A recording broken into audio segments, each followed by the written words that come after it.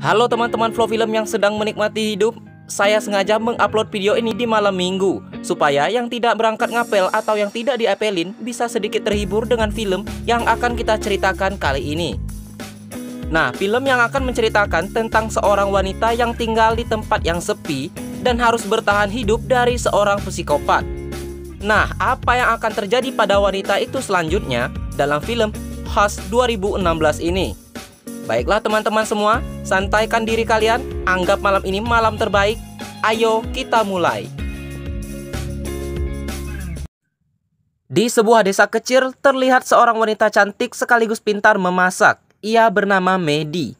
Maddie adalah seorang penulis novel horor yang cukup terkenal dan sengaja tinggal sendiri bersama seekor kucingnya di rumah itu agar tidak banyak gangguan dan bisa fokus dalam membuat novel. Namun, Maddie telah kehilangan kemampuannya untuk mendengar dan bicara dikarenakan pada saat umur 13 tahun lalu ia mengalami suatu penyakit. Lalu datanglah wanita yang merupakan tetangga sekaligus teman dekat Maddie di desa tersebut. Ia bernama Sarah. Sarah datang untuk mengembalikan buku novel yang ia pinjam. Sekaligus Sarah juga belajar cara berbicara isyarat. But I'm getting better. Taking another class. Saat mereka sedang asik mengobrol, tiba-tiba alarm kebakaran di rumah Maddie berbunyi yang berasal dari asap masakan yang gosong. Maddie sengaja mengatur suara alarmnya menjadi super keras supaya jika memang terjadi kebakaran, ia bisa merasakan getaran dari alat tersebut. Dikarenakan hari sudah sore dan Sarah belum mandi sekaligus belum gosok gigi, Sarah lalu pamit untuk pulang ke rumahnya. Malam pun tiba. Maddie sedang melanjutkan pembuatan novelnya, walaupun ia terganggu dengan telepon seorang cowok yang menyukainya.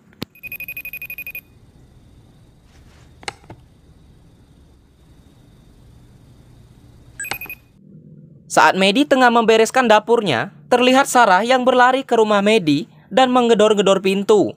Tak berapa lama ada anak panah yang menancap ke bahunya Sarah. Ternyata ada seorang pria pembunuh dengan menggunakan topeng. Sarah terus berteriak meminta tolong hingga pria itu kemudian tanpa rasa bersalah menusuk Sarah terus-menerus.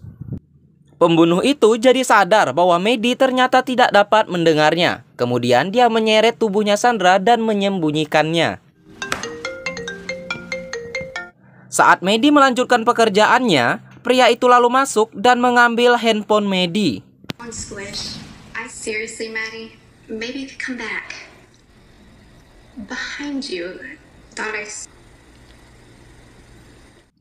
Setelah itu, Maddie mencari kucingnya. Namun si kucing tidak ada di rumah dan mungkin saja si kucing sedang pergi ngapel ke rumah pacarnya.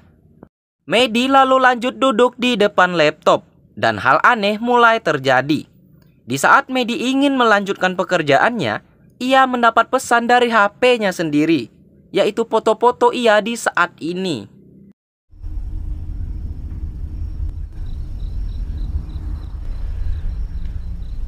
Dan mulai saat itu, malam itu mulai menjadi malam yang menegangkan. Dan benar, ketika Maddie memeriksanya, pria bertopeng tersebut sudah ada di depan pintu. Kemudian, Maddie berlari sekuat tenaga dan mengunci pintu-pintu rumahnya. Saat Maddie mencoba menelpon polisi, si penjahat itu mematikan listrik yang membuat wifi di rumah itu juga ikutan mati. Dengan hanya bercahayakan bulan, tentu saja ia membuat Maddie bertambah bingung. Ditambah lagi saat si penjahat melobangi ban mobil milik Maddie. Maddie kemudian mengambil sebuah lipstik dan menuliskan sesuatu di kaca pintunya. Setelah saya cek di Google karena saya tidak mengerti artinya, intinya adalah Maddie mengatakan, "Aku tidak bisa memberitahu siapapun sebab aku tidak melihat wajahmu." Namun pria yang tidak punya hati itu malah membuka topengnya. Ia juga mengatakan bahwa Maddie tidak mungkin selamat. Sementara pria itu mengelilingi rumahnya, Maddie mengambil sebuah pisau dan palu, lalu ia bersembunyi di dalam kamar.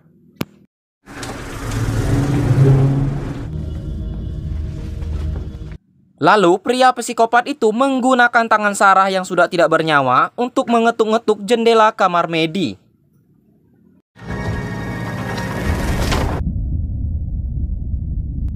Medi berpikir bahwa di kantong Sarah pasti ada handphone. Nah, Medi mencoba mengalihkan perhatian pria itu dengan membunyikan alarm mobil.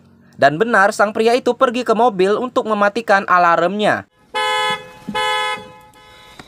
Medi kemudian bergegas untuk mencari handphone Sarah, namun sudah tidak ada. Beruntung saat pria itu kembali, Medi berhasil menusuk tangan pria itu ketika ia mencoba membuka jendela. Entah mau dijual di WhatsApp atau di Facebook, pria itu lalu mengambil anting-anting Sarah lalu mengantonginya. Sementara itu, Medi berhasil keluar rumah dan bersembunyi di bawah tangga teras rumahnya. Namun, saat Medi mencoba kabur, pria itu datang dan menembak Medi dengan busur panah. Untunglah Medi berhasil menghindarinya dan berlari lagi masuk kembali ke rumah. Pria tersebut sebenarnya pasti bisa masuk ke rumah Medi. Namun karena jiwanya sudah psikopat, ia sengaja mengulur-ngulur waktu supaya Medi ketakutan. Medi pun belum kehabisan akal. Ia kemudian pergi ke atas atap lalu melempari senter sebagai pengalih perhatian. Tapi sayang, kali ini Medi terkena busur panah di kakinya. Namun ketika pria itu mencoba juga naik ke atas atap, Medi berhasil merebut senjata pria tersebut. Lalu Medi pergi ke dapur untuk mengobati kakinya yang sakit terkena busur panah tadi.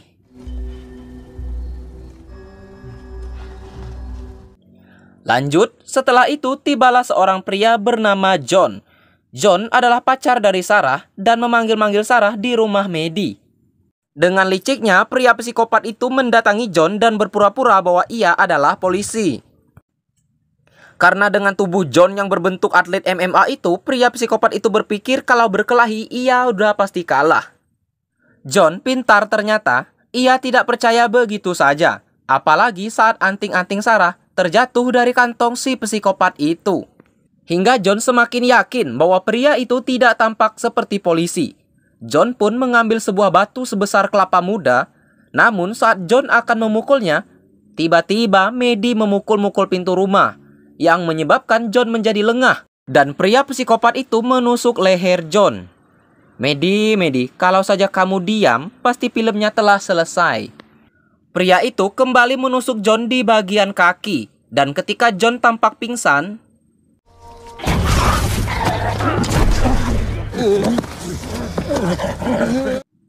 si John dengan luka parah itu masih sanggup untuk mengunci si pria psikopat dengan gaya triple H. Namun saat John memerintahkan Medi untuk kabur, Medi sadar dengan luka di kakinya itu ia tidak akan bisa lari. Sebagai manusia yang sedang terjepit, lalu muncullah berbagai macam ide yang terus berbicara di pikirannya. Pikiran-pikiran Medi juga mengatakan untuk segera mengambil keputusan. Karena semakin lama, darah yang keluar dari kaki Medi itu akan membuat Medi semakin melemah. Lalu dengan yakin Medi mengatakan bahwa ia akan membunuh pria psikopat itu. Sementara itu, si pria psikopat mengambil HP-nya John yang sudah tidak bernyawa. Dan dia masih sempat-sempatnya sebat dulu bro. Sial, pada saat itu lewatlah kucing kesayangan Medi di dekat pria psikopat itu. Saat pria itu dengan muka bahagia akan membunuh si kucing, sebuah busur panah menancap di tubuh pria itu. Medi ternyata sudah bisa menggunakan senjata pria itu. Namun saat Medi berlari ke dalam rumah, peluru busur yang tinggal satu-satunya malah terjatuh di depan pintu. Medi mencoba menggapai busur itu, tapi pria itu dengan kejamnya menutup pintu hingga tangan Medi terjepit. Tidak sampai di situ, pria tersebut lalu menginjak tangan si Medi menggunakan sepatu KW Super yang ia beli di pasar malam. Dan seperti halnya psikopat, si bangke itu belum membunuh Medi.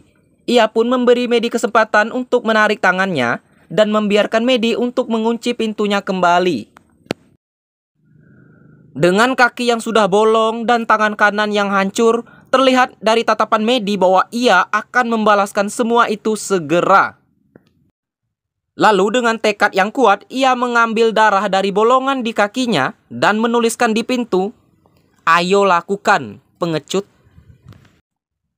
Setelah itu, Medi sempat-sempatnya membuka laptop dan menulis ending dari salah satu buku terbarunya, yaitu ia menulis, "Berkelahi sampai mati." Gara-gara Medi saya juga semakin semangat ini. Nah, setelah Medi berlari ke kamar, entah bagaimana caranya pria psikopat itu dapat masuk melalui celah bedroom di kamar mandi Medi. Sadar akan pria itu ada di belakangnya karena ada hembusan napas jengkol di lehernya, Medi kemudian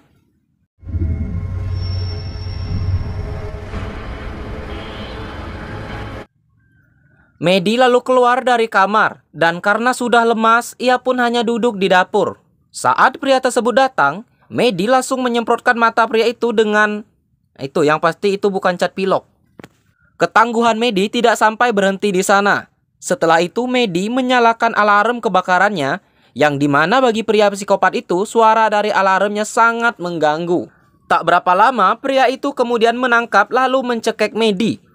Di saat Medi merasakan itu adalah saat terakhirnya, tangan Medi sempat menggapai sebuah benda yang digunakan untuk membuka tutup botol. Dan dengan sisa-sisa energi terakhirnya, Medi berhasil menancapkan benda itu tepat di leher pria benguk tersebut. Saat pria itu tumbang, Medi kemudian mengambil ponsel John yang ada di kantong pria psikopat itu dan langsung menelepon polisi. Medi dengan terpincang-pincang lalu duduk di terasnya, ditemani si kucing yang tidak tahu menahu apa yang telah terjadi. Lalu polisi pun tiba. Teman-teman FF-ku, film pun selesai. Nah teman-teman FF, berakhir sudah film Hush 2016. Apakah film ini kalian setuju cukup menegangkan dan mencekam? Walaupun latarnya hanya berada di satu rumah saja dan satu malam saja. Dan semoga film ini bisa menghibur teman-teman semua yang sedang gabut atau sedang membutuhkan sebuah hiburan. Dan jangan lupa untuk teman-teman semua tetap jaga kesehatan kalian, tetap menikmati hidup kalian, karena hidup kita ini perlu dinikmati walaupun kadang-kadang ada yang sakit juga. Nah, saya di sini Flow Film pamit untuk undur diri karena gantengnya kelewatan. Dan sampai jumpa pada alur-alur film berikutnya. Salam Flow Film. Dah.